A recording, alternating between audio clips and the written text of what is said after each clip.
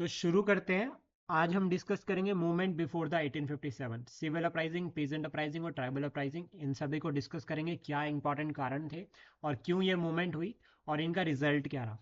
तो जितनी भी मूवमेंट्स है, ठीक है, मैक्सिमम का जो रिजल्ट है वो सप्रेशन ही है। ब्रिटिशर्स ने क्या किया, आर्म फोर्सेस को यूज़ किया और सप्रेस किया। लेकिन हम कुछ और कारण भी पढ़ेंगे जिसकी वजह से जो है वो ये मूवमेंट हुई। तो सबसे पहले हम बात करेंगे सिविल अपराइजिंग के बारे में। सिविल अपराइजिंग यानी कि बेसिक, जब आम लोगों ने क्या किया, रिफ्यूज़ किया ब्रिटिशर्स के जो रूल्स एंड रेगुलेशन थे, या ब्रिटिशर्स ने जो पॉलिसीज़ जो वो भारत में लेकर आ रहे थे उसके अगेंस्ट जो है वो वॉइस रेज करी। पहले उन्होंने कॉन्स्टिट्यूशनल मेथड फॉलो किया, लेकिन बाद में उन्होंने आर्म्स उठा लिए, बाद में उन्होंने क्या, हथियार उठा लिए। तो कॉमन कारण क्या रहते हैं? पहला जो कारण रहता है दैट इज़ अनएम्प्लॉयमेंट। अनएम्प्लॉयमेंट काफ़ी ज़्यादा हो रही थी। 1705 से लेकर 1857 के बीच में अगर हम बात करें, तो अनएम्प्लॉयमेंट स्पेशली अगर हम बात करें एग्रीकल्चर के सेक्टर में काफ़ी ज़्यादा हो गई थी। और एग्रीकल्चर जिस तरह से आज जो है वो जीडीपी में अगर हम कंट्रीब्यूट करता है, और स्टिल हमारी जो more than 50% of the population agriculture के ऊपर डिपेंड है, तो उस टाइम पे तो 80% पॉपुलेशन जो है वो डिपेंड हुआ करती थी एग्रीकल्चर के ऊपर। एडमिनिस्ट्रेशन में चेंजेस, ब्रिटिश सरकार ने क्या था, बहुत सारे चेंजेस लाए थे एडमिनिस्ट्रेशन में। यूरोपियंस को अपॉइंट करना शुरू कर दिया था, तो इससे जो भारतीय लोग जो एडमिनिस्ट्रेशन में थे, लाइक बंगाल की एडमिनिस्ट्रेशन हो गई, मद्रास की एडमिनिस्ट्रेशन हो गई, तो वहाँ से फिर उनको निकाल दिया। जब उनको निकाल दिया तो अनएम्प्लॉयमेंट शुरू हो गई। ये भी अनएम्प्लॉयमेंट कंट्रीब्यूट करता है। और ये चेंजेस फिर जो है वो इफेक्ट करते हैं इंडियंस को। थर्ड जो आता है दैट इज जमींदारी क्राइसिस, या जमींदारी सिस्टम जो था ट्रेडिशनल, उसको चेंज कर दिया था। ब्रिटिशर्स का जो इंटरेस्ट था वो रेवेन्यू कलेक्शन की तरफ था, तो उन्होंने रिफॉर्म्स की तरफ ज़्यादा ध्यान नहीं दिया। और जो ट्रेडिशनल सिस्टम था उसको वो मॉडिफाई करते जा रहे थे ताकि उनको जो मैक्स से मैक्स प्रॉफिट हो। मतलब उनका जो टारगेट था वो सिर्फ और सिर्फ मैक्सिमम प्रॉफिट की तरफ था, जिसकी वजह से जो है वो जमींदारी सिस्टम में या जो ट्रेडिशनल रेवेन्यू कलेक्शन सिस्टम था उसमें क्राइसिस आ गए। और जो प्रोस्पेरिटी है सोसाइटी से वो खत्म होने लगी। फिर उसके बाद ट्रेड रिस्ट्रिक्शंस की अगर हम बात करें, जैसे मान लीजिए कोई भारतीय अगर व्यापार करता है, ठीक है, कोई इंडियन मर्चेंट है, वो ट्रेड करता है, Indian businessman trade and commerce करता है, तो उसके ऊपर हैवी ड्यूटीज़ लगाई जाती थी। उसके ऊपर ड्यूटीज़ जो है वो हैवी लगाई जाती थी, दैट मीन्स डिस्क्रिमिनेशन जो है वो किया जा रहा था। तो ये डिस्क्रिमिनेशन से वो मर्चेंट भी इफेक्ट हुए थे, और उन्होंने क्या किया था, वॉइस रेज करी थी against British government. Revenue burden, जैसे कि सब्सिडरी लाइंस हो गया, आपका रोतवाड़ी सिस्टम हो गया, महलवाड़ी सिस्टम हो गया, तो इनके अंडर जो है वो रेवेन्यू डिमांड जो है बहुत ज़्यादा थी, जिसकी वजह से भी जो है वो ब्रिटिशर्स काफ़ी परेशान थे। Then clusters of the money lender, जैसे रोतवाड़ी सिस्टम हो गया या महलवाड़ी सिस्टम हो गया, तो इसमें जो है वो फार्मर को जो है वो रेवेन्यू कैश फॉर्म में पे करना पड़ेगा। अब कैश फॉर्म में वो रेवेन्यू तभी पे कर पाएगा जब उसके पास क्रॉप अच्छी होगी। अगर मान लीजिए जो उसके प्रोड्यूस है, क्रॉप है, वो अच्छी नहीं हुई, तो देन उस केस में उसको पैसा नहीं पे कर पाएगा, वो रेवेन्यू नहीं पे कर पाएगा, अपनी क्रॉप को नहीं बेच पाएगा, क्योंकि क्रॉप हुई नहीं तो बेचेगा क्या। तो उस केस में वो मनी लेंडर के पास जाता था, उधार मांगता था मनी लेंडर से। और मनी लेंडर जो है वो हाई इंटरेस्ट रेट पर जो है वो लोन प्रोवाइड करता था। और फाइनली अगर नेक्स्ट ईयर जो है वो अगेन जो है वो क्रॉप फेलियर रहा, तो फिर मनी लेंडर्स क्या करते थे, जो है वो फार्मर्स की ज़मीन और घर के ऊपर कब्जा कर लेते। तो इस तरह से जो फार्मर्स थे वो ज़मीन, मतलब ज़मीन भी उनकी चली जाती है और घर भी चली जाती है। तो वो फिर पहले मनी लेंडर्स के अगेंस्ट वॉइस रेज करते हैं, देन उसके बाद ब्रिटिश सरकार के अगेंस्ट वॉइस रेज करते हैं।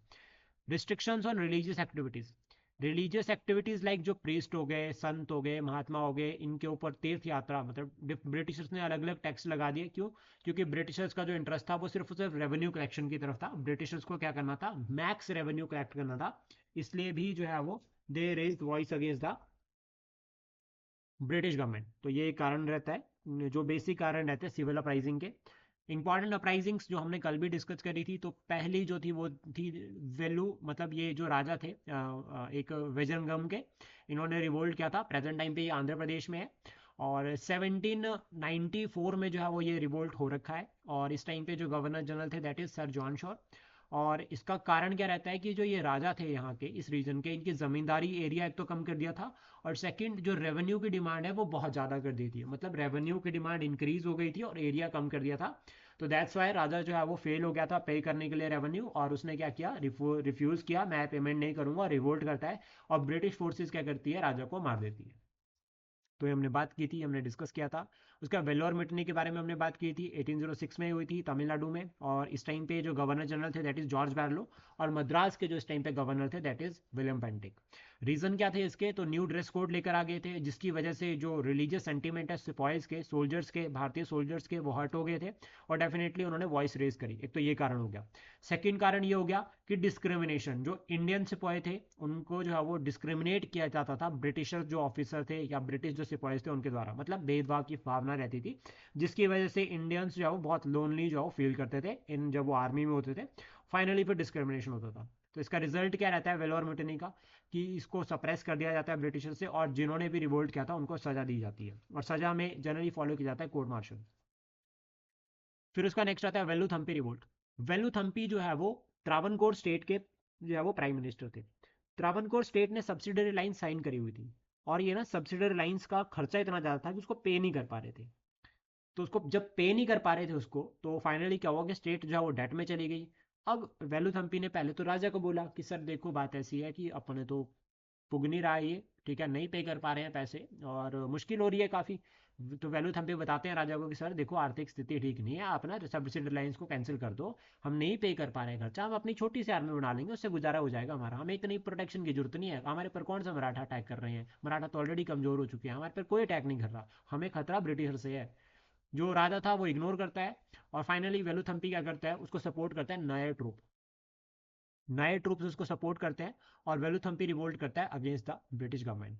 लेकिन होता क्या है यहाँ पे कि वो राजा से सपोर्ट मांगते हैं, लेकिन राजा जो है वो न्यूट्रल रहता है, वैसे राजा न्यूट्रल रहता है लेकिन वो ब्रिटिशर्स की साइड ही होता है। तो फाइनली क्या होता है, वेलुथम्पी जो है वो खुद को गोली मार देता है, सुसाइड कर लेता है, और वो मतलब वो खुद ही मर जाता है, अपने आप ही सुसाइड कर लेता है, और जो है वो रिवोल्ट को सप्रेस कर दिया जाता है। तो एक तो बेसिक कारण था कि सब्सिडरी लाइंस। दूसरा कारण क्या था कि ब्रिटिशर्स जैसे जैसा होता है ना कि वेलुथम्पी राजा को बता रहा है कि सर सब्सिडरी लाइंस को हटाओ, तो वही ब्रिटिश भी ये कह रहे थे राजा को कि सर आपका वेलुथम्पी ये सही नहीं है, ये खुद राजा बनना चाहता है आपको साइड हटा के, तो आप जरा सतर्क रहना। तो ये चाहते थे कि वेलुथम्पी को जो प्राइम मिनिस्टर की पोस्ट से हटाया जाए, ब्रिटिश चाहते थे वेलुथम्पी को प्राइम मिनिस्टर की पोस्ट से हटाया जाए। तो दो कारण रहते हैं। उसके बाद इसका रिजल्ट जो है वो सप्रेशन रहता है, और वेलुथम्पी खुद को ही मार देते हैं। कच्छ रेबलियन 1816 से लेकर 1832 तक चला। इस टाइम पे जो रूलर थे that is Maharaja Bhagmal two, Kutch के जो रूलर थे। अब क्या हुआ था कि 1816 में ना ब्रिटिशर ने एक ट्रीटी साइन कर रखी थी, और ये कहा रखा था कि हम ना आप इंटरफेयर नहीं करेंगे आपके इंटरनल मैटर में, आपको जो सही लगता है आप करो, आपको अपनी स्टेट पे जैसे रूल करना है करो, हमें बस थोड़ा बहुत व्यापार करने देना इस रीजन से, बाकी सब चलेगा। कच्छ वाला रीजन अरब जो मतलब अरेबियन सी से ट्रेड करने के लिए बहुत इंपॉर्टेंट था, कि अगर आपको अरेबियन साइड से कोई ट्रेड एंड कॉमर्स करना है तो उसके लिए जो कच्छ वाला रीजन था वो बहुत ज़्यादा जो है वो इंपॉर्टेंट था, इसलिए जो है ब्रिटिशर्स का इंटरेस्ट था कच्छ वाले रीजन में। अब हुआ क्या यहाँ पे कि 1816 में ट्रीटी साइन कर ली, ये एक पीस ट्रीटी थी कि भाई इंटरनल मैटर में इंटरफेयर नहीं करेंगे। तो भागमल जी को लगा कि चलो ठीक है इंटरनल मैटर में इंटरफेयर नहीं करेंगे तो चलने दो, मुझे क्या है, मुझे पैसा मिल रहा है, कंपनी भी पैसा दे रही है, व्यापार हो रहा है, सही है, सब कुछ बढ़िया चल रहा है। लेकिन ब्रिटिशर्स ने क्या किया, इंटरफेयर करना शुरू कर दिया इंटरनल मैटर में।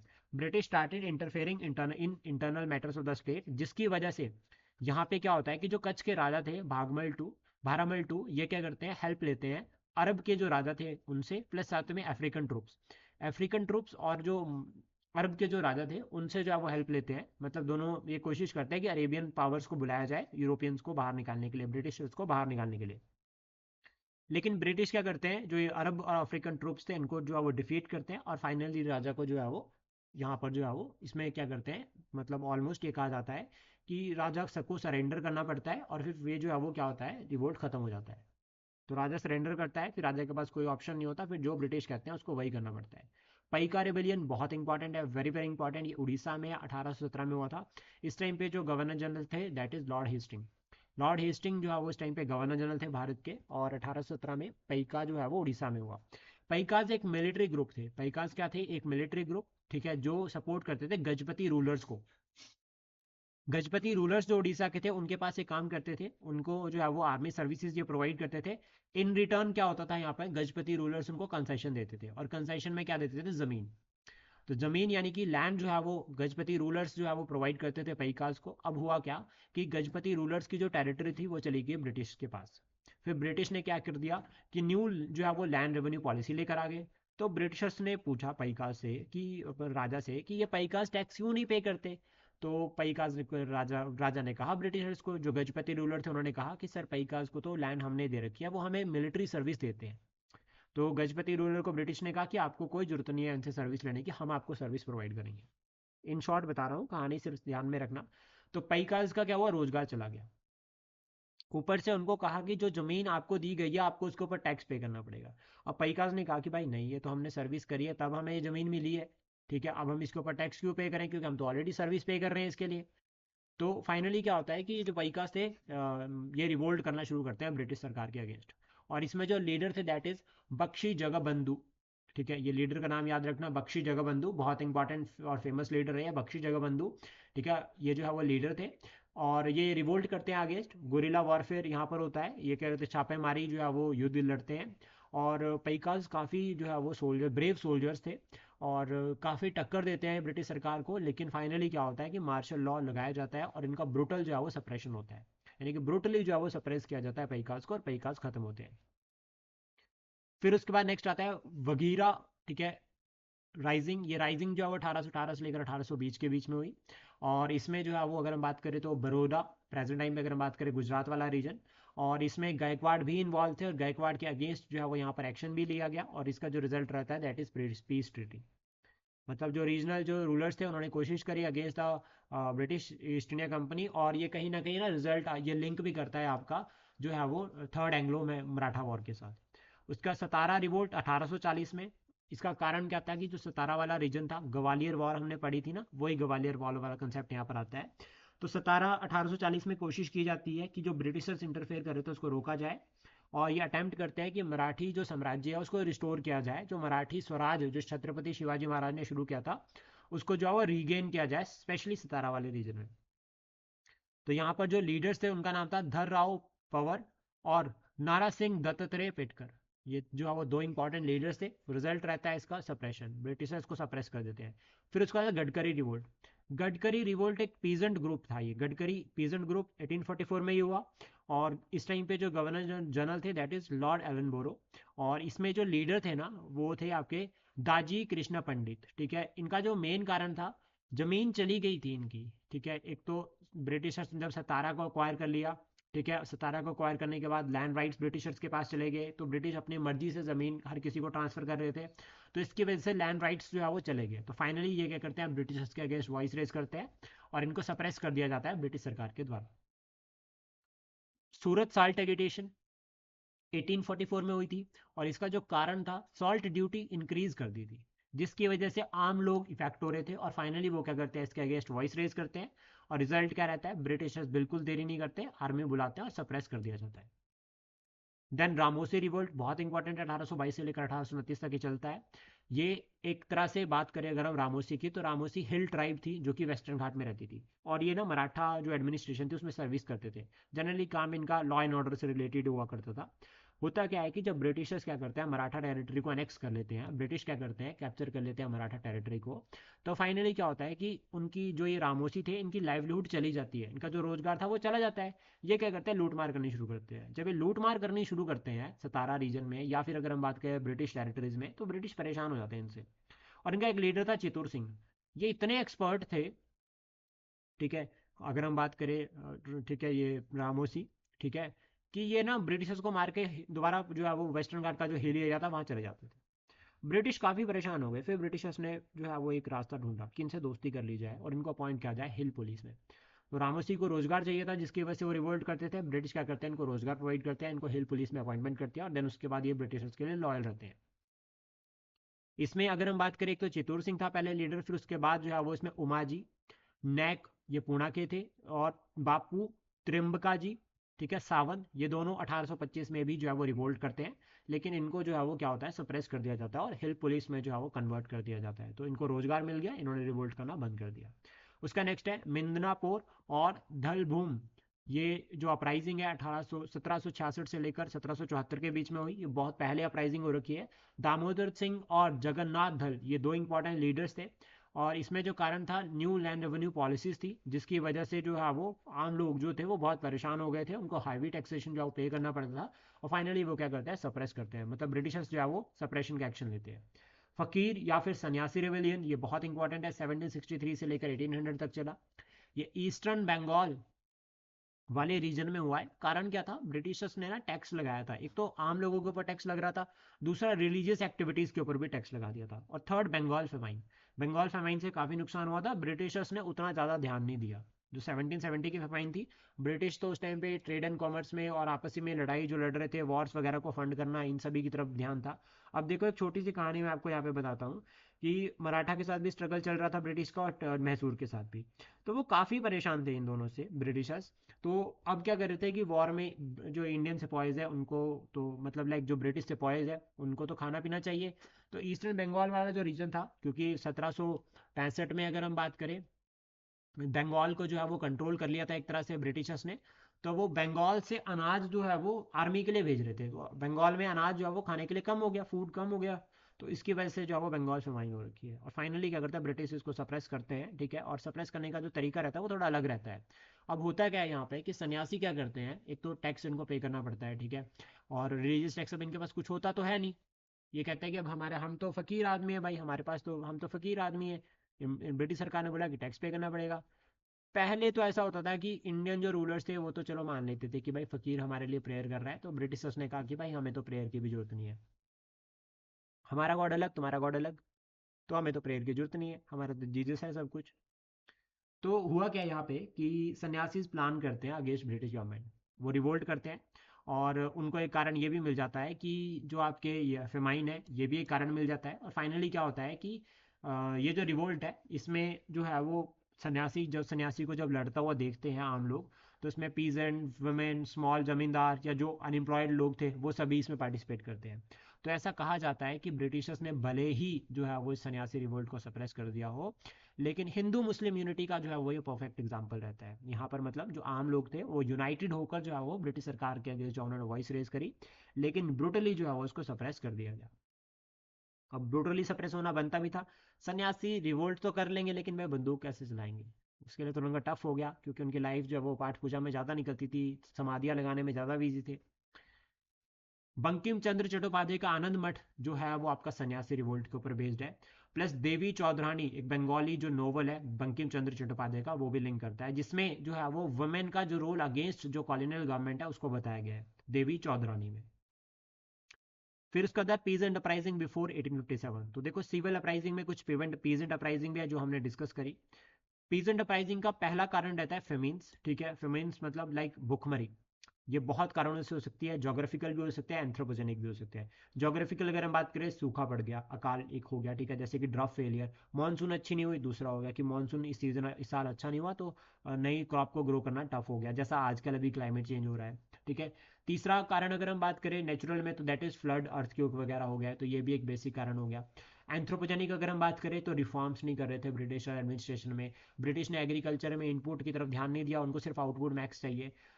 जो इसमें एंथ्रोपोजेनिक में एक कारण और आ सकता था, दैट इज कि जो क्रॉप प्रोड्यूस की जा रही थी उसको जो है वो मैनेजमेंट प्रॉपर नहीं थी। प्रॉपर जो है वो आपके पास जो है वो स्टोर हाउस नहीं थे, और ऊपर से ब्रिटिशर्स क्या करते थे, वॉर फंडिंग के लिए जो है वो मैक्सिमम से मैक्सिमम अनाज को ले जाते थे। तो बचता कम था लोगों के पास, तो ये भी एक चैलेंज था। उसके बाद एक फोर्थ पॉइंट आप बता सकते हैं, दैट इज करप्शन। जमींदार, बड़े बड़े जमींदार इतना करप्शन करते थे, वो अपने पास स्टोर करके रख लेते थे फूड, कि फार्मर्स को मिलता ही नहीं था। तो इससे क्या हुआ, स्टेग्नेशन आ गई एग्रीकल्चर में, जो भी एक कारण बनता है रिवोल्ट का। और थर्ड पॉइंट जो आता है that is revenue policies. Britishers की जो रेवेन्यू पॉलिसीज थी, एक तो वो अनफ्रेंडली थी, ठीक है, फार्मर्स के पॉइंट ऑफ व्यू से अगर हम बात करें। और दूसरा, उसमें क्लैरिटी नहीं थी। ब्रिटिशर्स के पॉइंट ऑफ व्यू से अगर हम बात करें तो वो सही थी, लेकिन फार्मर्स के लिए उतनी प्रॉपर क्लैरिटी नहीं थी। तो उनको बिल्कुल पता ही नहीं था कि जमींदारी में किसको पे करना है, तो एक अनबैलेंस सा बन गया था। तो इसकी वजह से भी जो वॉइस रेज करी। और commercialisation of agriculture, food crop से कैश क्रॉप्स की तरफ, वही है कि ब्रिटिशर्स को तो मैक्सिमम प्रॉफिट चाहिए। तो वो क्या करते हैं, फोर्स करते हैं फूड से कैश क्रॉप्स की तरफ। और कैश क्रॉप्स को हम खा थोड़ी ना सकते, कॉटन को हम खा नहीं सकते। उससे प्रॉफिट हमें हो जाएगा, लेकिन प्रॉफिट का करेंगे क्या जब हमारे पास अनाज ही नहीं होगा। उस टाइम पे वैसे भी फूड को काफ़ी जो है इंपॉर्टेंस दी जाती थी। देन उसके बाद अनएम्प्लॉयमेंट इंक्रीज हो गई थी, जिसकी वजह से एग्रीकल्चर के ऊपर और प्रेशर आ गया था। और एग्रीकल्चर में सरकार इनपुट भी नहीं कर रही थी, तो डेफिनेटली क्या हो, स्टैग्नेशन शुरू होती है। जमींदारी एक्सप्लोइटेशन, जमींदारी का देखो एक छोटा सा एग्जांपल बताता हूँ कि बड़े जमींदार जो है वो छोटे जमींदार का एक्सप्लोइटेशन करते थे। और छोटे ज़मींदार फार्मर्स का। तो ये जो एक तरह से जो चेन चली हुई थी, इसकी वजह से क्राइसिस जो है वो ज़मींदारी को लेकर जो है वो हमारी सोसाइटी में देखने को मिल रहे थे, जिसकी वजह से भी पीजेंट अपराइजिंग हुई। प्लस सरकार ने कोई एक्शन नहीं लिया। ऊपर से अगर कोई फार्मर चला भी जाता था सरकार के पास, तो उसको बोलते थे भाई चुप रहे, तुझे पता है, हमें पता है क्या सही है, हम सुपीरियर है। देन नेचर बहुत इंपॉर्टेंट मैटर करता है कि जो ये आपकी अपराइजिंग हुई है, स्पेशली अगर हम बात करें पीजेंट अपराइजिंग, तो इनका नेचर क्या रहता है। तो पहला तो याद रखना कि इनके दुश्मन जो थे वो डायरेक्टली ब्रिटिश नहीं थे। ठीक है, इनको जो सबसे ज़्यादा तंग कर रहे थे दैट इज़ ज़मींदार, दैट इज़ मनी लेंडर्स। तो इनका फेथ जो था वो कहीं ना कहीं जुडिशरी में था, लॉ एंड ऑर्डर में था। तो ये क्या करते थे, पहले पिटीशन फाइल करते थे अगेंस्ट ज़मींदार, अगेंस्ट मनी लेंडर। ये कहते थे सुप्रीम कोर्ट में जाके, सर मनी लेंडर ने पिछली बार 5% पे ब्याज पे दिया था, इस बार 20 मांग रहा है, अब 20 तो बहुत ज़्यादा हो जाएगा, 10 करवा दो। लेकिन डिसीजन जो है वो हमेशा जो है वो फेवर में जाता था, मैक्सिमम केसेस में जो है फेवर में जाता था मनी लेंडर के। क्यों? क्योंकि जिसका पास पैसा है उसकी चलती है। तो फाइनली क्या होता है कि इनके पास लास्ट ऑप्शन रहता है, दैट इज आर्म्स। ये क्या करता है, जमींदार के ऊपर अटैक करते हैं, मनी लेंडर के ऊपर अटैक करते हैं, जितने भी एग्रीमेंट साइन करवाए थे मनी लेंडर ने कि आपकी जमीन हमारे पास कब्जा हो गया, वो सबको जला देते हैं। अब ब्रिटिश जो है वो ये सब देख रहे थे दूर बैठे। ब्रिटिशर्स फार्मर्स के पॉइंट ऑफ व्यू से अगर हम बात करें तो वो इग्नोर, वो साइड रहने की कोशिश करते हैं। लेकिन मनी लेंडर उनको पैसा प्रोवाइड कर रहे थे। मनी लेंडर क्या करते हैं, ब्रिटिशर्स को पैसा प्रोवाइड कर रहे थे, तो उनको इंटरफेयर करना था। तो फाइनली क्या होता है, ब्रिटिश क्या करते हैं, आर्मी भेजते हैं और जितने भी फार्मर अपराइजिंग होते हैं उनको सप्रेस करते हैं। सन्यासी रिवोल्ट के बारे में बात कर चुका है, जिसमें पीजेंट्स ने भी पार्टिसिपेट किया था।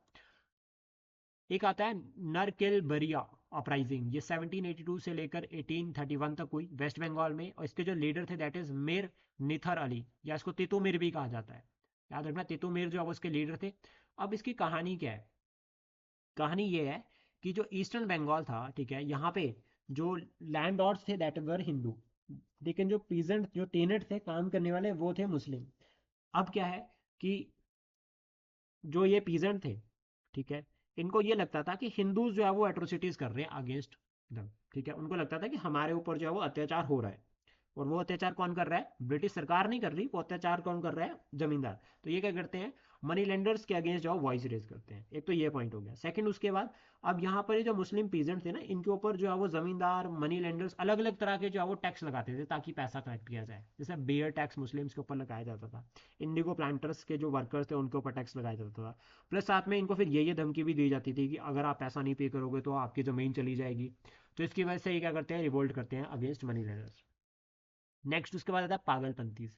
पागलपंथीज की अगर हम बात करें तो ये पीजन मूवमेंट थी, जो कि रिलीजियस जो आपके मर्केंट्स हुए उन्होंने हेल्प किया, मतलब जो रिलीजियस हेड हुए उन्होंने इसमें हेल्प किया। अब देखो कहानी क्या है इसकी।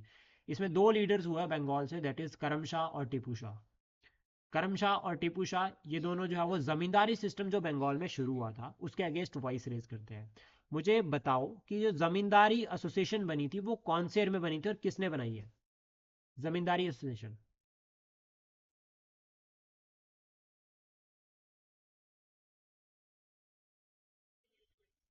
किसने बनाई है? एक नाम आप बताओ, एक नाम अंकिता मैम बताएंगे।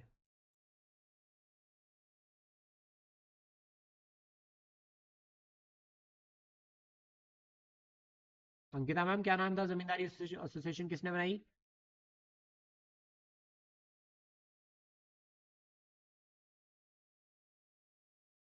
पारुल मैम आप बताओ।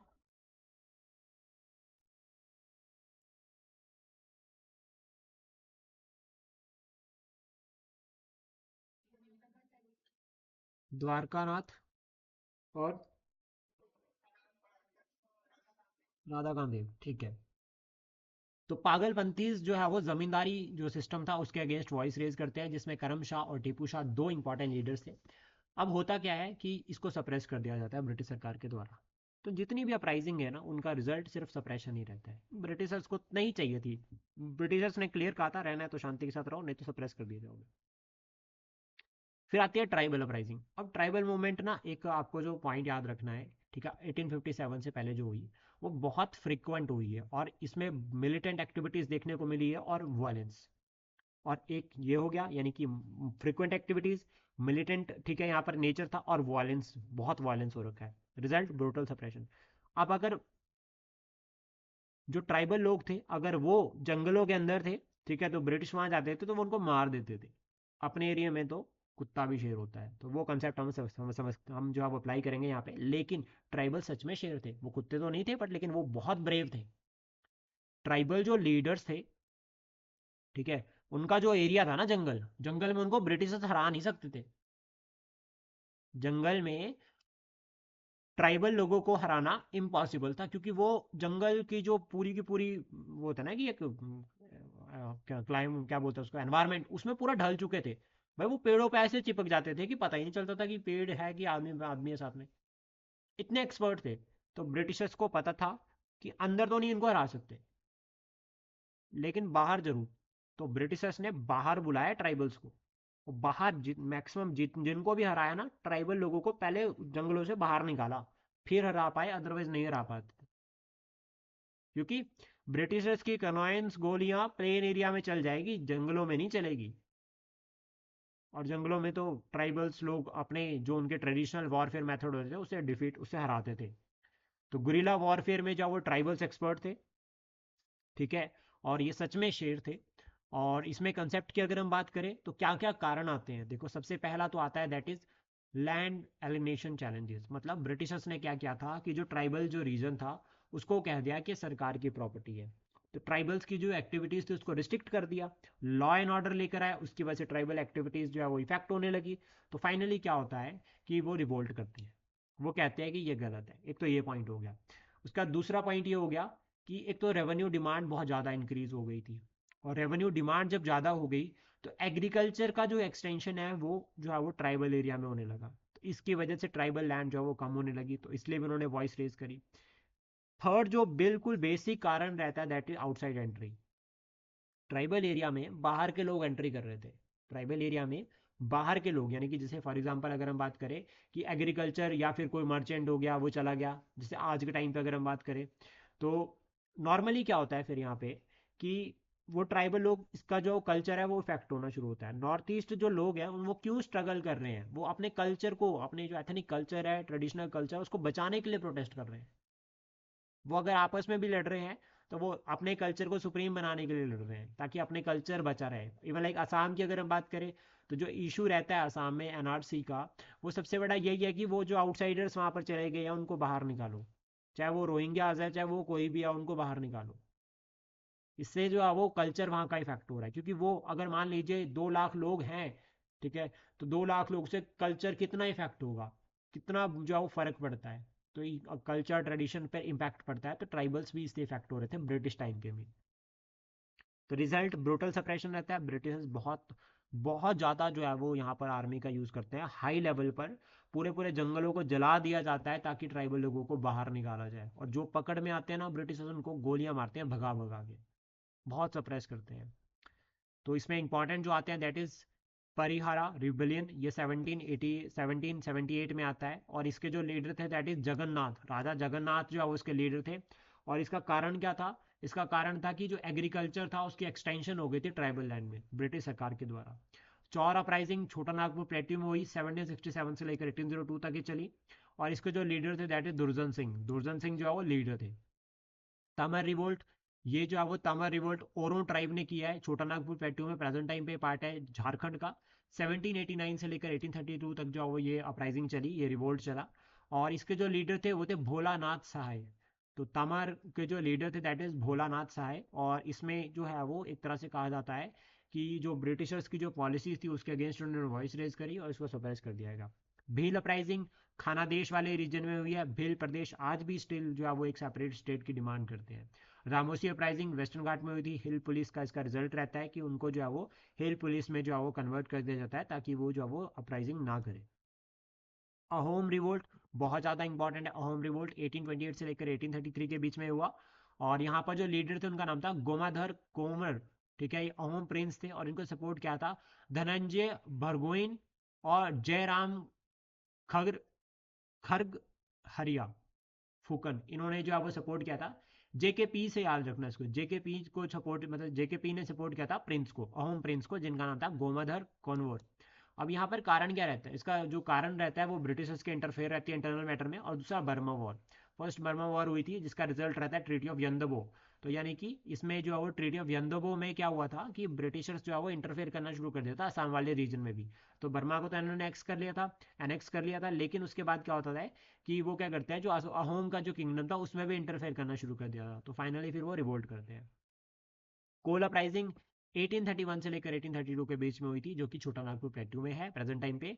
और यहाँ पर भी कारण यही था कि ब्रिटिशर्स ने जो ब्रिटिशर्स प्लस आउटसाइडर्स जो थे उनके इंटरफेरेंस जो है वो ट्राइबल रीजन में देखी जाती है।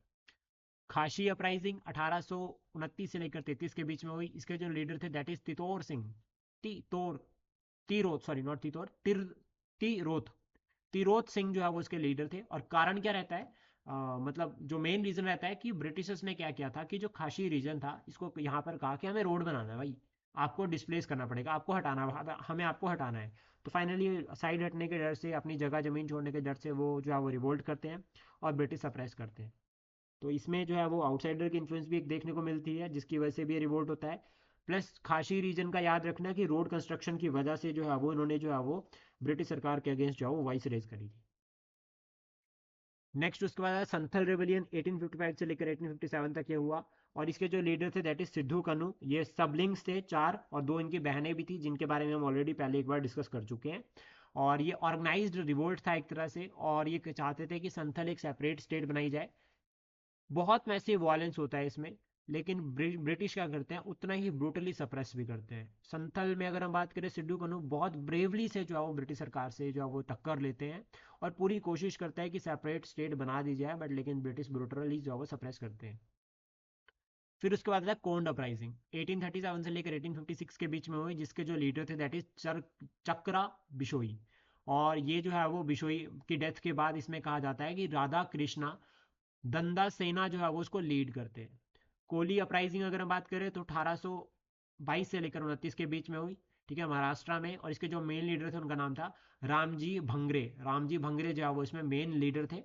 अब आपको क्या करना है ना, देखो मैं आपको एक बात बताता हूँ कि ये सारे के सारे आपको ऐसे याद नहीं होंगे। मैंने एक पीडीएफ शेयर करी है ग्रुप में, ठीक है, उसमें मैंने जो है वो बहुत सारा जो है मॉडर्न हिस्ट्री का कंटेंट जो है वो अपलोड किया है क्लास ग्रुप में हमारे, आप उसको एक बार देखना।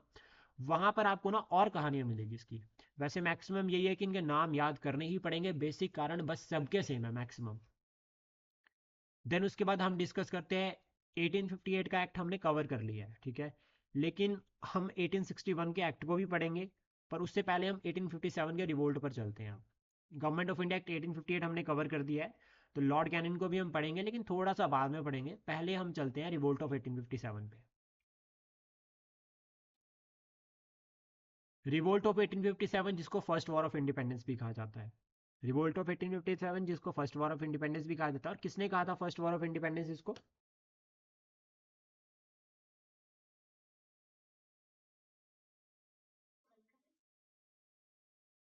वीडी सावरकर।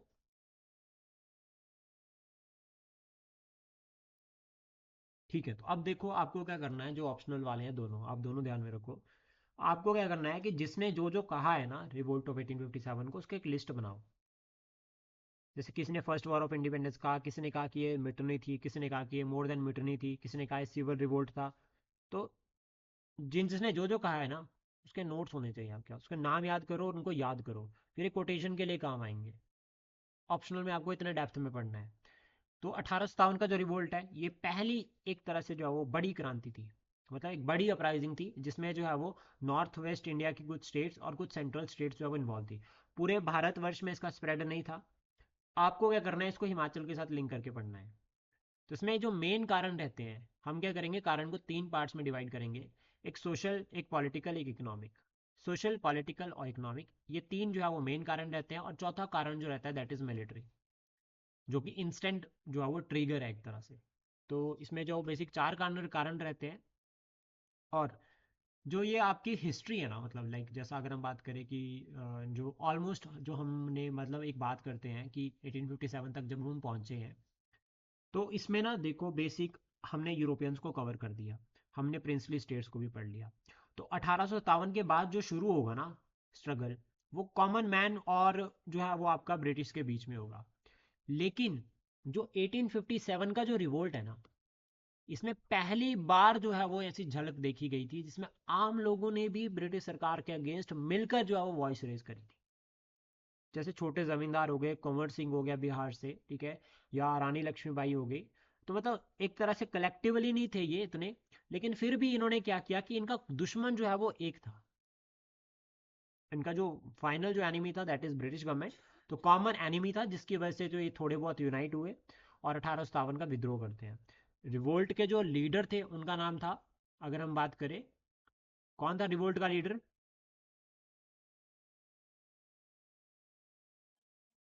बहादुर शाह टू, ठीक है। तो बेसिक देखो तीन पार्ट्स में डिवाइड होता है कारण, ठीक है। एक होता है पॉलिटिकल, एक होता है एंथ्रोपोजेनिक, और थर्ड जो होता है that is your economic. Political में अगर हम बात करें तो ब्रिटिश सरकार जैसे चेंजेस लेकर आ रही थी, लाइक उन्होंने क्या किया, पॉलिसी ऑफ एनेक्सेशन, ठीक है। पॉलिसी ऑफ एनेक्सेशन के साथ कंसोलिडेशन, डॉक्ट्रिन ऑफ लैप्स हो गया, मिस गवर्नमेंट के चार्जेस हो गए, ये बेसिक कारण हो गए। चेंज इन एडमिनिस्ट्रेशन, ब्रिटिशर्स ने यूरोपियनाइजेशन सर्विसेज की शुरू कर दी थी, सेंट्रलाइजेशन एडमिनिस्ट्रेशन की कर रही थी, डिफरेंट डिफरेंट जो है वो कानून लेकर आ रही थी, वो कानून से रिस्ट्रिक्शंस लग रही थी सोसाइटी के ऊपर, एज वेल एज जो है वो गवर्नमेंट इंस्टीट्यूशन। पॉलिटिकल या एडमिनिस्ट्रेटिव में आप एक कारण और बता सकते हैं, दैट इज अनएम्प्लॉयमेंट। अनएम्प्लॉयमेंट भी इंक्रीज हो रही है, ये बिल्कुल बेसिक कारण है, आपको सारी पीडीएफ में मिल जाएंगे इसमें। देन इकोनॉमिक अगर हम बात करें, तो रेवेन्यू जो है वो ड्रेन हो रहा था ब्रिटेन के लिए, या वॉर्स के लिए, जितने भी वॉर्स खर्चा हो रहा था, बंगाल का रेवेन्यू, वो सभी जो है वो इनके लिए पे हो रहा था, आम लोगों पर ध्यान नहीं दिया जा रहा था। प्लस इकोनॉमी में एक पॉइंट आप और बता सकते हैं कि ब्रिटिशर्स ने क्या किया था, जो है वो कैश क्रॉप्स इंट्रोड्यूस करी थी, और कैश क्रॉप्स का प्राइस उतना ज़्यादा नहीं मिल रहा था जितना मिलना चाहिए था। तो इसकी वजह से एक तो फेमाइंस होती है, सेकंड उसके बाद ये होता है कि फार्मर्स को जो है वो चैलेंजेस फेस करने पड़ते हैं, लैंड डिग्रेड हो रही है अगर, तो वो क्रॉप अच्छी नहीं होगी। और वो लालच तो ठीक था कि अच्छी कैश क्रॉप होगी, पैसा नगद मिलेगा, लेकिन इससे फूड क्रॉप्स में बहुत शॉर्टेज आती है। तो इकोनॉमिक ये हो गए। सोशल अगर हम बात करें, और भी बहुत कारण रहेंगे, जब आप इन डेप्थ में पढ़ोगे तो आपको बहुत अच्छे अच्छे कारण यहाँ पर मिलेंगे। सोशल में अगर हम बात करें, तो सोशल में पहला तो याद रखना है कि ब्रिटिश इंटरफेयर कर रहे थे इंडियन इंस्टीट्यूशंस में, जैसे सती अबॉलिशमेंट हो गया, या चाइल्ड मैरिज हो गया, या विडो रिमैरिज हो गया, फीमेल इन्फेंटिसाइड हो गया। तो बेशक ये ईवल प्रैक्टिस थी, लेकिन जो है वो सोसाइटी के में जो है वो इंटरफेयर कर रहे थे, जिसकी वजह से जो है वो वॉइस रेज करी अगेंस्ट इंडियंस। इंडियंस ने क्या वॉइस इंडियंस ने वॉइस रेज करी अगेंस्ट ब्रिटिशर्स। देन उसके बाद यहाँ पर एक बेसिक कारण और आता है सोशल में, दैट इज कि ब्रिटिशर्स ने क्या किया था कि वो जो वो है कि जो आपका एडमिनिस्ट्रेटिव स्ट्रक्चर था ना, उसको इंग्लिश में कन्वर्ट करना शुरू कर दिया था। तो इससे जो सोशल लॉज थे हमारे, जो पहले संस्कृत और उर्दू में हुआ करते थे, पर्शियन में हुआ करते थे, अब वो इंग्लिश में आ गए, तो आम लोगों की समझ में नहीं आ रहे थे। तो ब्रिटिश कुछ भी बोल के चले जाते थे, आम लोगों को कहता था अच्छा हमारे भले के लिए बोल रहे होंगे। तो फाइनली क्या होता है कि वो फिर लोग यूनाइट करते हैं और रिवोल्ट करते हैं। सोशल इकोनॉमिक पॉलिटिकल होगा। मिलिट्री की अगर हम बात करें, तो मिलिट्री का एक बेसिक कारण रहता है, that is cartridge system. Royal Enfield rifle जो है वो नई आ गई थी, जिसकी वजह से, जिसमें ये कहा गया कि जो उसके जो वो कारतूस है, वो या तो गाय की चमड़ी के बने हैं या फिर सूअर की। और गाय अगर हम बात करें तो हिंदुओं में पवित्र मानी जाती है, और सूअर अगर हम बात करें तो मुस्लिम्स में। अब ये तो एक बहाना चाहिए था, असल में तो चिंगारी फैलानी थी, that is regarding the nationalism. जो बर्थ ऑफ की ब्रिटिश सरकार के अगेंस्ट वॉइस रेज करो, उसको एक्सपेंशन करना था। और इससे पहले मंगल पांडे एक बार कोशिश करते हैं, पर मंगल पांडे को सस्पेंड करके करके एग्जीक्यूट कर दिया जाता है। फाइनली उसके बाद क्या होता है कि ब्रिटिशर्स के जो सिपाही थे, जो इंडियन सिपाही थे, वो एक तो ड्रेस कोड था कारण, दूसरा कि ये जो मतलब कार्टेज सिस्टम था न्यू, इसकी अफवाहें जो फैलती है कि ये जो है वो रिलीजियस सेंटिमेंट को हर्ट कर रही है। तो फाइनली क्या करते हैं कि ब्रिटिश सरकार क्या करती है कि वो जो यूनिट थी उसको डिसबैंड करती है, लेकिन ये चिंगारी जो है वो अदर यूनिट्स में स्प्रेड हो जाती है। तो फाइनली वो सप्रेस करते हैं और दिल्ली की तरफ मूव कर जाते हैं। मतलब वो क्या करते हैं, वहाँ के जो सुपीरियर थे उनके ऑर्डर्स को फॉलो करने से मना करते हैं और मूव कर जाते हैं दिल्ली के लिए। और दिल्ली में उस टाइम पे यहाँ पर जो है वो आपके जो बहादुर शाह थे, उनको ये कहते हैं कि आप हमारे रिवोल्ट के लीडर हो, आपके पास ऑप्शन है, या तो आप रिवोल्ट के लीडर बन जाओ, या फिर आप क्या करो, जो है वो हम आपको मार के जो है वो खुद तख्ता पलट कर देंगे। तो जो राजा थे, मतलब जो एम्परर थे बहादुर शाह सेकंड, उनके पास कोई और ऑप्शन नहीं था, तो वो क्या करते हैं, जो है वो उनको फोर्सफुली जो है वो यहाँ पे सपोर्ट करना पड़ता है। और फाइनली क्या होता है फिर कि वो जो है वो लीडर बनते हैं रिवोल्ट के। ब्रिटिश जो है वो एक्शन लेते हैं, और ब्रिटिश क्या करते हैं, स्ट्रिक्टली जो है वो सप्रेस करते हैं रिवोल्ट को। ब्रिटिश क्या करते हैं, स्ट्रिक्टली सप्रेस करते हैं। तो जो यूनिट्स थी ब्रिटिश की, वो अलग अलग जगह पर लड़ती हैं, जैसे झांसी हो गया, कानपुर हो गया, ठीक है, या फिर अगर हम बात करें अवध हो गया, तो इन सब रीजन्स पे जो है वो दिल्ली हो गया, छोटी छोटी यूनिट्स में जो वो लड़ाइयाँ होती हैं और जो लीडर्स यहाँ के थे जो रिवोल्ट कर रहे थे, फाइनली उनको सप्रेस किया जाता है। और ये कहा जाता है कि झांसी जो है वो इसमें काफ़ी लॉन्ग लास्टिंग जो है वो चैलेंज करते हैं ब्रिटिश को, रानी लक्ष्मीबाई। और वो काफ़ी एफर्ट करते हैं ताकि वो अपनी झांसी को जो है वो ब्रिटिश से बचा सके। झांसी का एनेक्सेशन किस वजह से हुआ था?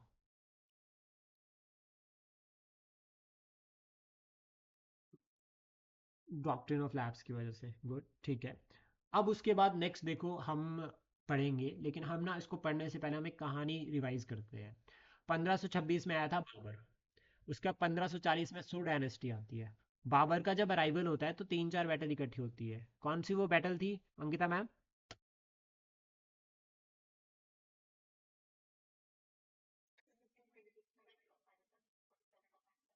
ठीक है।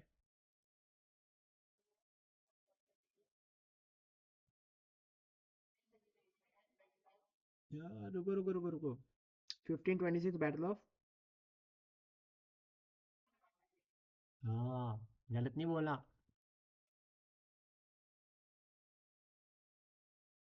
हम्म।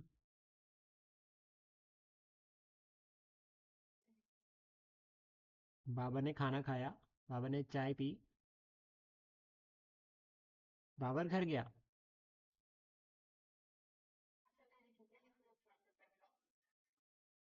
आपको याद नहीं रहा ये बैटले? हिस्ट्री पढ़ने के बाद भी याद नहीं रहा मैम? या तो आप क्लास में आना छोड़ दोगे या ये बैटल याद हो। कल ये याद होनी चाहिए, ठीक है। बाबर ने पानी पिया, बाबर ने खाना खाया, बाबर ने चाय पी, बाबर घर चल गया। अभी मुझे बताओ चंदेरी में कौन था बाबर के अपोजिट?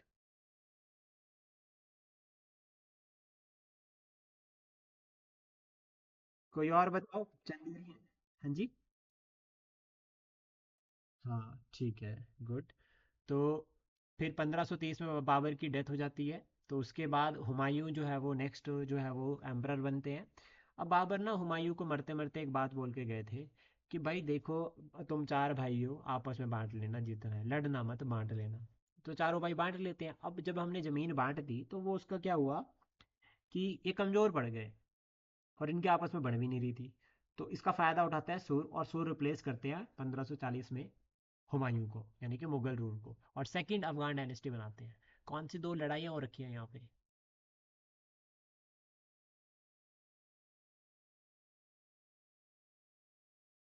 1539 कौन सी बैटल हो रखी है? पहले कौन सी हुई है, कनौज? हाँ उल्ट, पहले पहले पहले आती है बैटल ऑफ चौसा, फिर आती है कनौज। फिर उसके बाद 1555 में सुर डायनेस्टी को डिफीट करके अगेन हुमायूं अपना रीजन को रीगेन करते हैं, और उसके बाद हुमायूं मर जाते हैं सीढ़ियों से गिर के। उस टाइम पे राजा हेमचंद्र जो है वो दिल्ली को जो है वो घेर लेते हैं। फिर आती है 1556 में, that is second battle of Panipat. और ये सेकंड बैटल ऑफ पानीपत हुई है, इसमें जो है वो अकबर की जो फोर्सेस थी उसको कौन लीड करता है, ज्योति मैम? शाबाश। 1556 में अभी तो राजा मान सिंह से दोस्ती भी नहीं हुई। अभी तो बैरम खान। मैम कहाँ सोए, कहाँ कहाँ पहुंच गया अब? हल्दी घाटी पे नजर तो नहीं है? फिर उसके बाद 1576 में आती है बैटल ऑफ हल्दी घाटी, जो कि राणा सांगा और अकबर की फोर्सेस में हुई। अकबर की फोर्सेस को लेड किया था मान सिंह ने, राजा मान सिंह। और राजा मान सिंह के साथ थे सलीम। 1600 में आती है ईस्ट इंडिया कंपनी। और इससे पहले याद रखना 1480 1498 में जो है पुर्तगाली भी भारत आ गए थे। तो 1600 में ईस्ट इंडिया कंपनी आती है। 1608 में कैप्टन हॉकिंस जहांगीर के कोर्ट में जाते हैं। थॉमस रॉय 15 में जाते हैं जहांगीर के पास। और इसके साथ साथ में यहाँ पे जो है वो फिर छत्रपति शिवाजी महाराज का भी राइज होता है और औरंगजेब के साथ उनकी लड़ाइयाँ शुरू होती है। देन 1707 में औरंगजेब की डेथ हो जाती है। उसके बाद जो है वो डिक्लाइन ऑफ मुगल एम्पायर हम पढ़ते हैं, या लेटर मुगल्स, जिसमें 1717 में बंगाल बनता है। कौन था बंगाल का फाउंडर?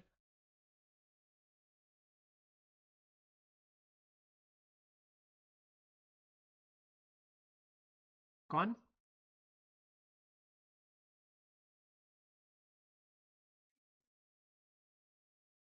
मुर्शीद कुली खान। मुर्शीद कुली खान जो है वो फाउंडर था बंगाल का। और बंगाल के रिगार्डिंग जो आपको याद रखना है कि 1717 में एक राजा एम्परर कौन था 1717 में, मुगल एम्परर? हाँ, तो फारूक सियार ने दो फरमान दिए थे। एक फरमान तो मराठा के लिए था, एक फरमान ब्रिटिश सरकार के लिए था। ब्रिटिश सरकार को ड्यूटी फ्री ट्रेड राइट देते थे और साथ में दस्तक, जिसको मैग्ना कार्टा कहा जाता है। और फारूक सियार ने जो है वो शाहू जी की अगर हम बात करें, ठीक है, उनको यानी कि मराठास को जो है वो एक फरमान दिया था, वो ये था चौथ और सरदेशमुखी का, यानी कि चौथ और सरदेशमुखी दोनों मराठास को दे दी थी। मराठा किंगडम अगेन शुरू हो जाता है अंडर पेशवास। देन उसके बाद इंपॉर्टेंट आती है 1737, that is battle of Bhopal between Maratha and Nizam, जिसका रिजल्ट रहता है treaty of Durai Sarai. 1739 battle of Karnal, और बैटल ऑफ करनाल जो Nadir Shah versus Mohammad Shah Rangeela हुई है, इसमें रंगीला हार जाते हैं और Nadir Shah Kohinoor diamond peacock throne सब लेके चला जाता है और इतना लूट कर जाता है कि 3 साल वहां पर्शिया में टैक्स नहीं लगाता। 1757 हुई है battle of Plassey. Battle of Plassey is between Sirajuddaulah and Robert Clive, यानी कि east India company.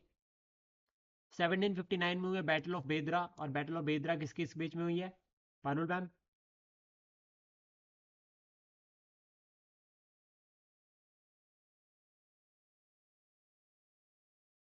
Battle of बेदरा किसके बीच में हुई है ज्योति मैम, आप बताओ।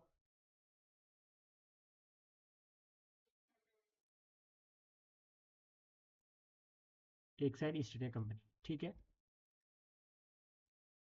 देन उसके बाद जो आपको याद रखना है that is 1761, that is third battle of Panipat. ये हुई है अहमद शाह अब्दाली वर्सेस मराठास, और मराठास की जो फोर्सेस को लेड किया था सदा शिव भावराव ने।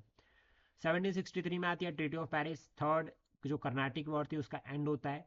जो मतलब बैटल ऑफ यहाँ वेंडी वॉश होती है, बैटल ऑफ वेंडी वॉश, उसका जो रिजल्ट रहता है ट्रीटी ऑफ पेरिस। फ्रांस जो है वो सिर्फ एक कंपनी की तरह भारत में रहेगी। 1764 में बक्सर का युद्ध हुआ, किस किस के बीच में हुआ बक्सर का युद्ध?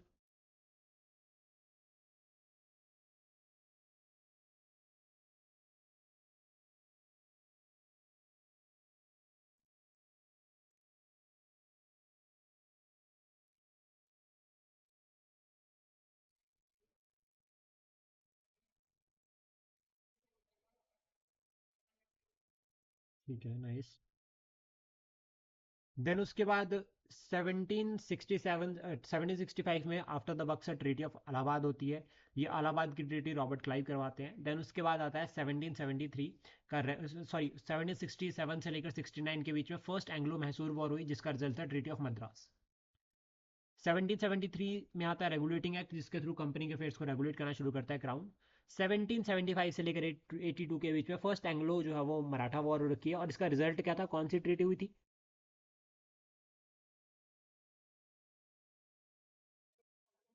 चलो ठीक है, ट्रीटी ऑफ सालबाई तो ठीक है। अब मुझे बताओ 1775 में कौन सी ट्रीटी हुई थी सबसे पहले?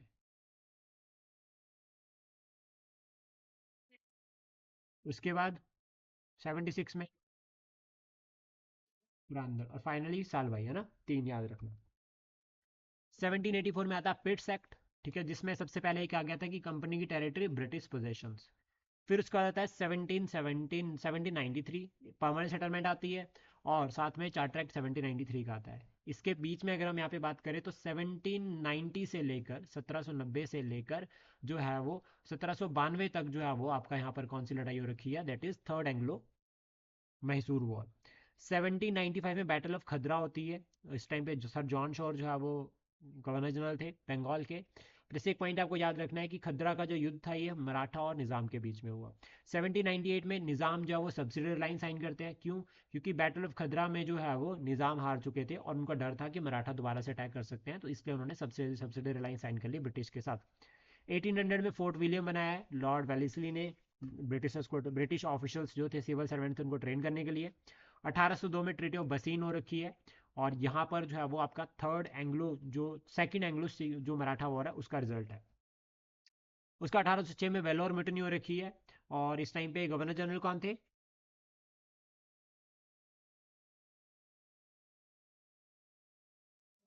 जॉर्ज बार्लो, ठीक है, और मद्रास का जो था वो था विलियम बेंटिक, गवर्नर। 1809 में ट्रीटी ऑफ अमृतसर होती है महाराजा रंजीत सिंह और लॉर्ड मिंटो वन के बीच में। 1813 में चार्टर एक्ट 1833 आता है, ठीक है। और 1817-18 के बीच में एक तो पिंडारी वॉर हो रखी है, और इसको जो है वो थर्ड एंग्लो मराठा वॉर भी कहा जाता है। 1820 में जो रुतवाड़ी सिस्टम आया था, और 1829 की अगर हम बात करें तो सत्य अबॉलिशमेंट हुई थी, जिसमें राजा राम मोहन रॉय का बहुत इंपॉर्टेंट रोल रहता है। 1833 में अगर हम बात करें तो चार्टर एक्ट आया था। उसका 1837 में अगर हम बात करें तो बहादुर शाह सेकंड जो है वो एम्परर बन जाते हैं, जो कि 1857 तक रहते हैं। 1843 में सबसे जो आपका स्लेवरी थी उसको अबॉलिश किया जाता है। 1845-46 में फर्स्ट एंग्लो सिख वॉर हुई है।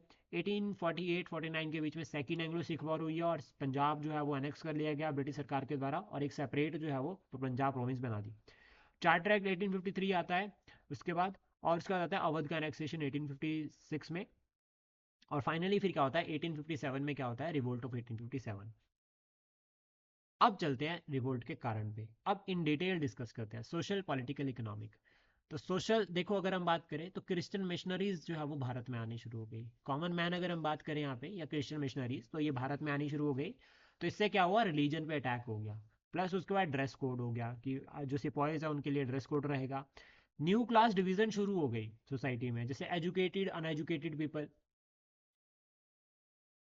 ठीक है। अब होता है ना कि देखो चार्टर एक्ट 1833 में ये कह दिया कि एजुकेशन को जो है वो खर्चा होगा। जैसे चार्टर एक्ट 1813 में आया था पहले कि 1 लाख रुपए खर्च करेंगे, लेकिन 1833 में ये कह दिया कि इंग्लिश जो है वो हायर मीडियम का एजुकेशन रहेगी।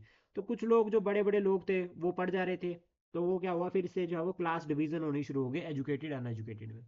रिच वर्सेस पुअर यहाँ पर शुरू हो गया, कि बड़े जमींदार बहुत रिच हो गए, छोटे जमींदार गरीब होने लगे, और वो इतने गरीब हो गए कि वो फार्मर में कन्वर्ट हो गए।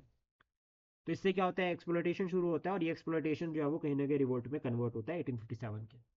पॉलिटिकल अगर हम बात करें तो expansion, loss of zamindari, hated policy like Awadh annex कर लिया मिस गवर्नमेंट के under. Military crisis due to the minor changes, like जिस तरह से वो रॉयल न्यू एनफील्ड राइफल आ गई थी, या अदर चेंजेस हो गए, जिसकी वजह से जो है वो मिलिट्री में जो है वो सबसे पहले रिवोल्ट शुरू होता है। उसका नेक्स्ट आता है इकोनॉमिक क्राइसिस। इकोनॉमिक मतलब ड्रेन ऑफ वेल्थ, या फिर रेवेन्यू बर्डन बहुत ज़्यादा हो गया था, या टैक्स बर्डन। मतलब अगर हम कह सकते हैं सिंपल भाषा में, ये ब्रिटिशर्स की जो रेवेन्यू की जो पॉलिसी थी उससे एक्सप्लोइटेशन हुआ। इतना ज़्यादा रेवेन्यू कलेक्ट करते थे, फार्मर के पास ऑप्शन ही नहीं होता, या तो वो सुसाइड कर लेगा, रिवोल्ट कर लेगा। अब उस टाइम के फार्मर जो है वो रिवोल्ट करना में ज़्यादा बिलीव करते थे। वो कहते थे कि इज्जत से मरेंगे, अगर मरना ही है तो लड़के मरेंगे।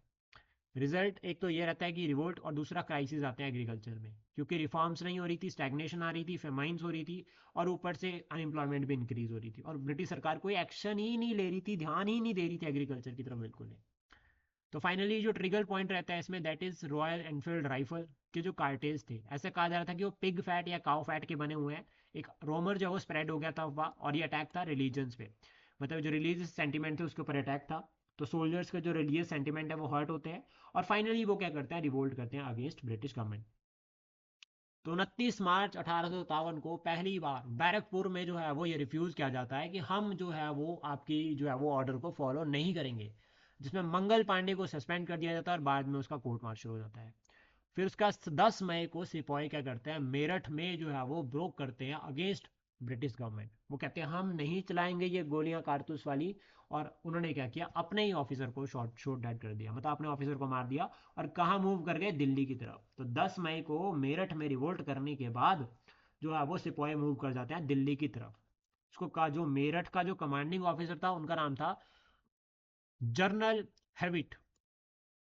जो मेरठ का जो उस टाइम पे जो कमांडिंग ऑफिसर था दैट इज जनरल हैविट। और फाइनली क्या होता है कि 12 मई को जो है वो रिबेल क्या करते हैं, जितने भी जो सोल्जर्स थे, रिबेलियन सोल्जर्स, ये सीज कर लेते हैं दिल्ली को। और महाराजा रंजीत सिंह के, सॉरी, जो महाराजा के यहाँ पे जो, सॉरी, जो मुगल एम्परर थे बहादुर शाह सेकंड, उनके पास ऑप्शन देते हैं कि आपके पास सिर्फ और सिर्फ यही एक ऑप्शन है कि आप एम्परर बन जाओ, नहीं तो हम आपको ही मारकर जो है वो दूसरा राजा बना देंगे।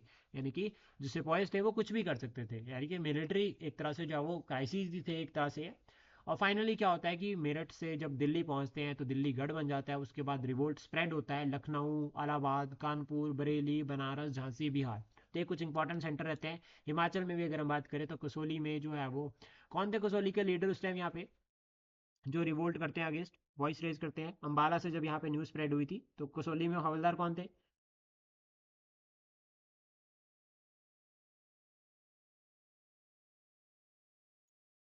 क्या नाम था उन हवलदार का? मेरे माइंड से स्किप कर रहा है। नसीरी, एक तो नसीरी बटालियन होगी ना जतोग की, जो रिवोल्ट करती है अगेंस्ट द ब्रिटिशर्स जतोग में। लेकिन ये यहाँ पर कसौली में भी थे एक हवलदार, उनका नाम क्या था?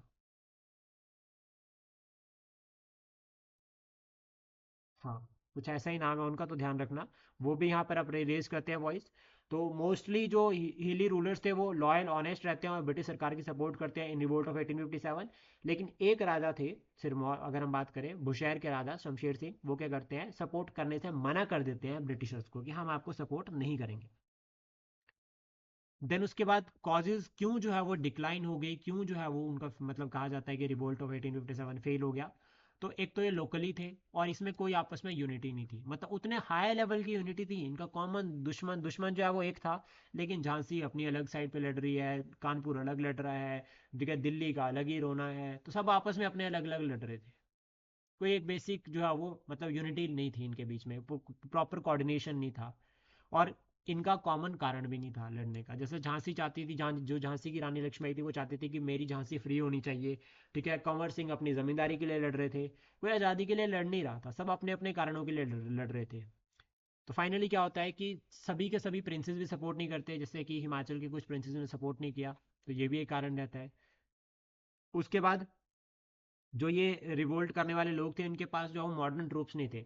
ईस्ट इंडिया कंपनी के पास तो बंदूकें थी, तो वो तो गोलियां मार रहे थे, वो ये अपने वाले तलवारों से लड़ रहे थे।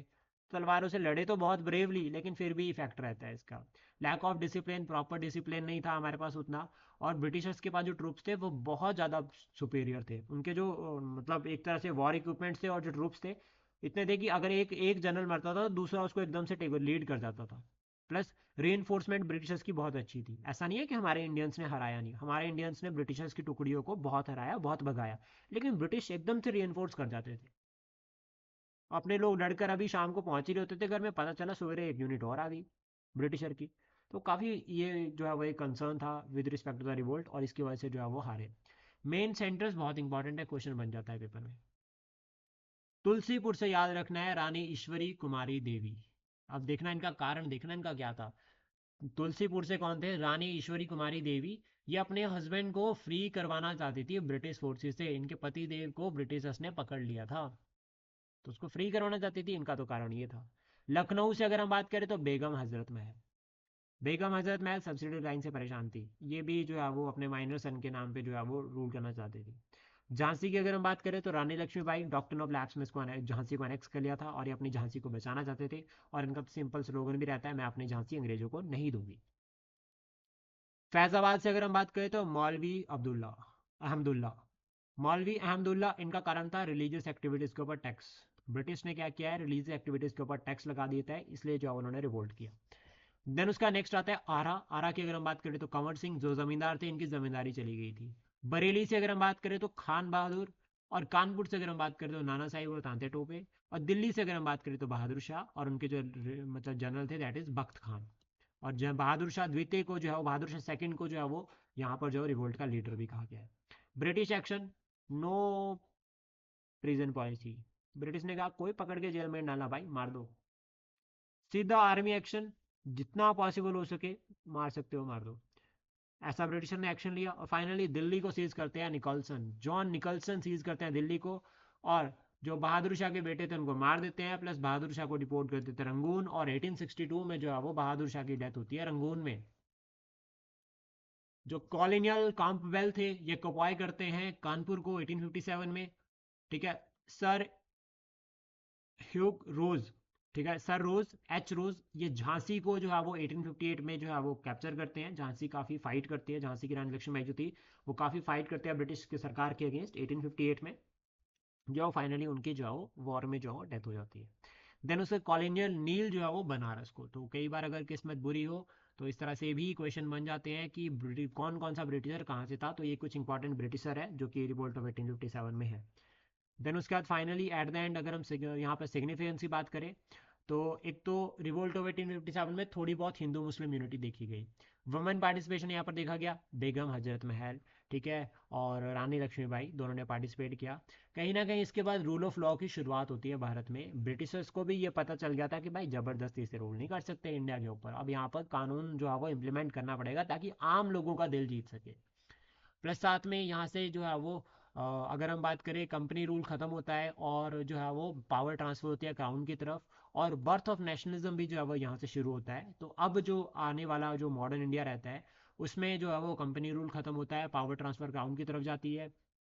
जिसमें डुअल गवर्नमेंट का जो कंसेप्ट था, board of control and court of directors, ये भी खत्म होते हैं, और सेक्रेटरी ऑफ स्टेट की नई पोस्ट क्रिएट की जाती है, वॉइस रॉय यहाँ पर बनाया जाता है, और पूरा जो प्रॉपर ट्रांसफॉर्मेशन होती है गुड गवर्नेंस एक्ट 1858 के अंडर। गुड गवर्नेंस 18 जो है वो 1858 का हम उसको कवर कर चुके हैं। वीडी सावरकर एक ऐसे पर्सनैलिटी है जिनकी एक बुक थी the Indian war of independence, जो पब्लिश हुई थी लंदन में, तो याद रखना लंदन में पब्लिश हुई है। इसमें इन्होंने डिस्क्राइब किया है रिवोल्ट ऑफ 1857 को as a first war of national independence. तो वीडी सावरकर ने जो है वो उसको जो है वो एक्सप्लेन किया है, और VD Savarkar was the one of the personality जिन्होंने जो है वो हिंदुत्व की आइडियोलॉजी को जो है वो भारत में जो है वो स्प्रेड किया। तो ये हमारी पूरी क्लास थी रिगार्डिंग 1857। तो अभी देखो हम ऑलमोस्ट जो है वो 1765 से लेकर 1857 तक हमने पूरा कंप्लीट कर लिया, सिविल पीजेंट ट्राइबल अपराइजिंग सबको मिला के सब कुछ पूरा कवर हो चुका है। अब हमारा टारगेट जो है वो 1858 से शुरू करेंगे हम। तो यहाँ पर वॉइस रॉयज होंगे, ठीक है, वॉइस रॉयज के टाइम पे जितने इवेंट हुए हैं उनको पूरा कवर करेंगे। अब जो है वो ज़्यादा फैक्ट रहेंगे याद करने के लिए। तो अब हम नेक्स्ट क्लास में 1858 से लेकर जो है वो 1885 तक के जितने भी गवर्नर जनरल हैं ना, और उनके टाइम में जितने भी इंपॉर्टेंट इवेंट हुए उनको कवर करेंगे। उसके बाद हम बात करेंगे आईएनसी की फॉर्मेशन की, इंडियन नेशनल कांग्रेस के बनने की। जब इंडियन नेशनल कांग्रेस बनेगी तो उससे पहले जितनी ऑर्गेनाइजेशन बनी है, चाहे वो बॉम्बे में बनी है, चाहे वो बंगाल में बनी है, चाहे वो मद्रास में बनी है, उनको पूरा डिटेल में डिस्कस करेंगे, या वो भारत से बाहर बनी है। प्लस साथ में हम मूवमेंट्स के बारे में पढ़ेंगे, कौन कौन सी इंपॉर्टेंट मूवमेंट हो रखी है भारत में, social movement, social religious movement, reform movement, revivalist, reformist, ये सभी हम कवर करेंगे। तो अब हम 4 या 5 क्लासेस में पूरी मॉडर्न हिस्ट्री को कवर करेंगे। तो एक क्लास हमारी 1858 से लेकर 1858 से लेकर 1885 तक रहेगी। उसके बाद 1885 आईएनसी फॉर्मेशन, ऑर्गेनाइजेशन, ये सब कवर करेंगे। थर्ड क्लास में हम 1885 से लेकर जो है वो आईएनसी के सेशंस को साथ में कवर करते हुए 1910 तक पढ़ेंगे, 1910 तक पढ़ेंगे। फिर 1910 से लेकर जो है वो हम गांधी जी की एंट्री तक पढ़ेंगे, पूरा कौन कौन से इंपॉर्टेंट इवेंट हुए, क्या उनका सिग्निफिकेंस रहता है। देन उसके बाद 1925 से लेकर 1947 तक पूरा कंप्लीट करके हमारी हिस्ट्री कंप्लीट। तो अब आपको एक काम है जो आपको कंप्लीट करना है, जो आपको लर्न करके रखना है। 1858 से पहले के जितने भी गवर्नर जनरल हैं ना, वो सारे याद होने चाहिए, और उनके टाइम का इवेंट, जो जो इंपॉर्टेंट इवेंट हुए हैं वो सभी आपको याद करके आना नेक्स्ट क्लास के लिए।